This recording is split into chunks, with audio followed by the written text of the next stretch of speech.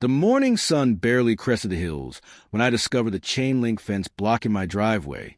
Not just blocking it, completely sealing it off, with fresh concrete anchoring the posts into the ground that connected my property to the main road. I stood there in my work boots, coffee mug frozen halfway to my lips, staring at the audacity before me. Behind the fence, a brand-new sign gleamed. Private HOA property. No trespassing. Violators will be prosecuted. My property.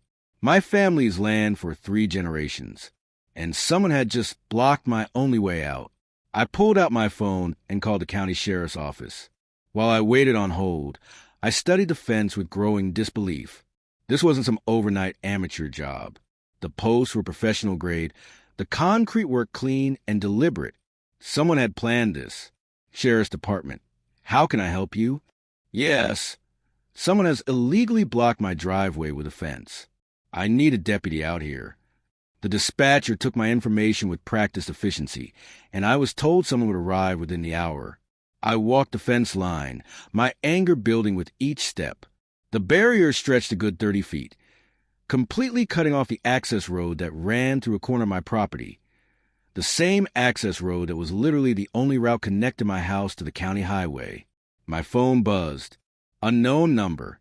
Mr. Harrison? This is Pamela Westbrook, president of the Meadowbrook HOA. I'd never heard of Meadowbrook HOA. I think you have a wrong number. Oh, I don't think so. Her voice dripped with saccharine pleasantness. I'm calling about the fence we installed this morning. We need to discuss your dues. The coffee mug in my hand trembled.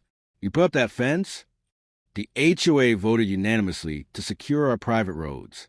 Your property has been using our infrastructure without contributing to maintenance costs. We're prepared to offer you a reasonable membership. Your infrastructure? I couldn't believe what I was hearing. Lady, that's my land. My grandfather built that road in 1967. According to our records, the access road runs through what is now Meadowbrook HOA territory. The development was established in 2019, and the development is south of me. That road has been on my property since before you were born. Her voice hardened. Mr. Harrison, I'm trying to be reasonable. The HOA has every legal right to control access to our private roads. If you want to continue using the road, you'll need to pay the initiation fee of $5,000, plus monthly dues of $350. My vision actually blurred. You gotta be kidding me. I never kid about HOA regulations. You have until Friday to make your first payment, or we'll be forced to pursue legal action for trespassing every time you attempt to use our road. I'm not paying you a damn cent for my own property. That's unfortunate. I had hoped we could resolve this amicably. You'll be hearing from our attorney. She hung up. I stared at my phone, then at the fence, then back at my phone. In 30 years of living on this property, I'd seen some ridiculous things from the suburban development that sprouted up like mushrooms to my south, but this was beyond comprehension. The deputy arrived 45 minutes later, a middle-aged man named Rodriguez who'd actually gone to high school with my younger brother. Marcus Harrison, he said, climbing out his cruiser. I heard you were having trouble. I gestured at the fence. Someone decided to redecorate my property without asking. Rodriguez walked the fence line, making notes, taking photos. When did this go up? Sometime last night. And I just got a call from the HOA president claiming this is their road now. He looked up sharply. The Meadowbrook HOA? You know them? We've had incidents. They tried to ticket someone for parking on a county road last month. He studied the fence posts. These are definitely on your property, Marcus. No question. But I can't just remove them. This is a civil matter. You'll need to get a lawyer. I know. I rubbed my face. Can they actually keep me trapped here? Not legally, no. You have a right to access your property. But they can make things complicated. He handed me a card. Call this guy, Jim Delgado. He specializes in property disputes, and he's dealt with HOAs before. After Rodriguez left, I called Delgado's office. His secretary scheduled an emergency consultation for that afternoon. I spent the rest of the morning documenting everything. I dug out my grandfather's original survey maps from 1967, my father's property records, and my own deed. The access road was clearly marked on every single document, running right through what these HOA people now claim was their territory. Around noon, a silver BMW pulled up on the other side of the fence. A woman in a cream pantsuit emerged, her heels somehow navigating the gravel despite being entirely inappropriate for the terrain. This had to be Pamela Westbrook. She wasn't alone. Two men in polo shirts emblazoned with Meadowbrook HOA stood behind her like budget security guards.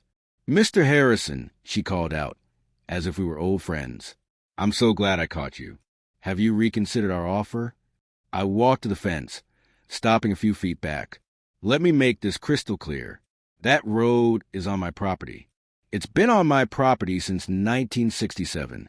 Your HOA doesn't have any claim to it." She smiled, but it didn't reach her eyes. "I'm afraid you're mistaken.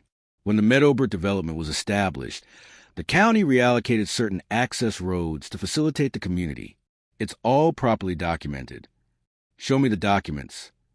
"Our attorney will provide everything necessary during the legal proceedings." She clasped her hands together. "But it doesn't have to come to that. Join the HOA, pay your fair share, and we'll remove the fence immediately." "I don't want to join your HOA. I want you to remove your fence from my property." "Then I'm afraid we're at an impasse." She turned to leave, then paused. "Oh, and Mr. Harrison? We've also filed a complaint with the county about your barn. It appears to be in violation of several building codes. You'll probably be hearing about that soon." They drove away, leaving me standing there with rage boiling in my chest. The meeting with Delgado that afternoon was both encouraging and infuriating. "They don't have a leg to stand on," he said, spreading my property documents across his desk. "This road is clearly within your property boundaries. The county never reallocated anything. I already checked. She's lying. So what do I do?" We file for an emergency injunction to remove the fence, and we sue for damages, harassment, and tortious interference. The HOA president has to know this is illegal. She's banking on you not having the resources or will to fight. She picked the wrong person. Delgado grinned. "I was hoping you'd say that. I'll have the paperwork filed by tomorrow morning." That night, I couldn't sleep. I kept thinking about my grandfather, who'd built this property from nothing. He'd worked 2 jobs to buy this land, had graded that road himself with a borrowed bulldozer, and now some HOA busybody thought she could just take it. The next morning, I found a citation on my fence from the county building inspector. Apparently, my barn, the one that had stood for 40 years, was now in violation of codes. The complaint had been filed by a concerned citizen. I called Delgado. "They're retaliating," he said. "Document everything. This actually helps our case." The emergency hearing was scheduled for the following Monday. I spent the weekend preparing, gathering every piece of documentation I could find. When Monday arrived, I walked into that courtroom with 3 generations of property records, survey maps, and photographs. Pamela Westbrook sat across the aisle with her lawyer, looking confident. That confidence evaporated when Judge Martinez started reviewing the evidence. "Ms. Westbrook," the judge said, her voice cold, "can you explain why your HOA erected a fence on property you don't own?" "Your Honor, we have documentation that..." "I've reviewed your documentation. You have an easement for utility access, which is not the same as owning the road. Mr. Harrison's family has maintained that access road since 1967. Your HOA was established in 2019. The math isn't complicated." Westbrook's lawyer whispered urgently in her ear.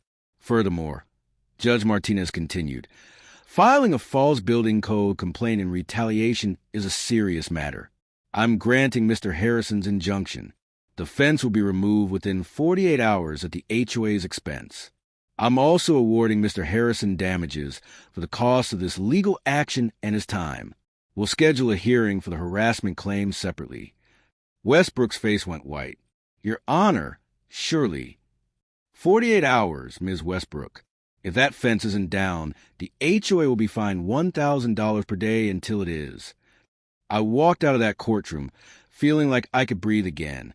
The fence came down the next day. I stood on my porch and watched them dismantle it, piece by piece. Westbrook didn't show up personally. She sent a crew. A week later, I received a formal apology from the Meadowbrook HOA board. Apparently, Westbrook had been acting without full board approval, and once the rest of the board understood they were facing a major lawsuit, they'd voted her out as president. The new president called me personally. Mr. Harrison, on behalf of the Meadowbrook community, I want to apologize. This should never have happened. I appreciate that. If there's ever anything we can do, just stay on your side of the property line. I said, we'll get along fine. I hung up and walked outside, my boots crunching on the gravel of the road my grandfather had built. The morning sun lit up the hills, and for the first time in weeks, I felt at peace. Some battles you don't choose, but some battles you have to fight, not just for yourself, but for everyone who came before you and everyone who will come after. My land, my road, my family's legacy. And no HOA was ever going to take that away.